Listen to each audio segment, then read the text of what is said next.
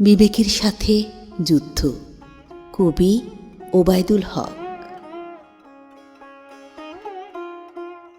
মন চায় গভীর রাতে একলা একলা ড্রাইভ করি।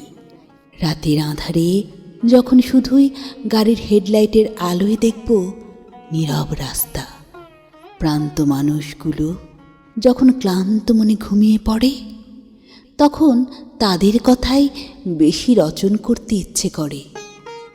মনে সান্ত্বনা পাই। মনে হয় আমি কি সেই মানুষ যে সারাটা দিন জীবন যুদ্ধে নিজেকে সংগ্রামে পথে এতটা করি মনোনিবেশ? তার মূলধন কই?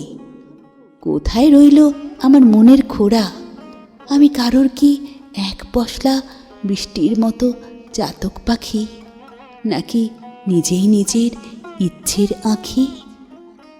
মন বড়ই জানতে ইচ্ছে করে আমি কি সেই মানুষ যে নিজের বিবেকের সাথে অনায়াসে সত্য মিথ্যের যুদ্ধ করে।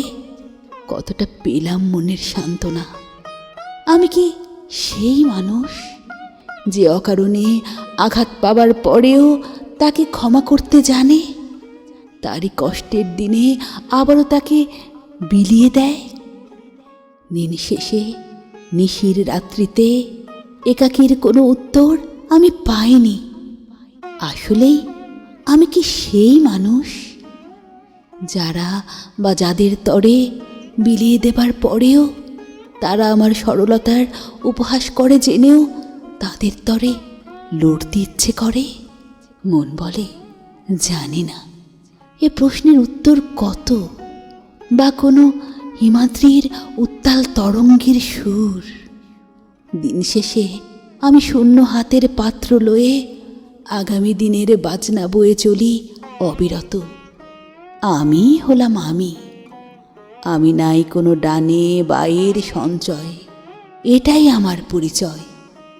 আমি হলাম আমি।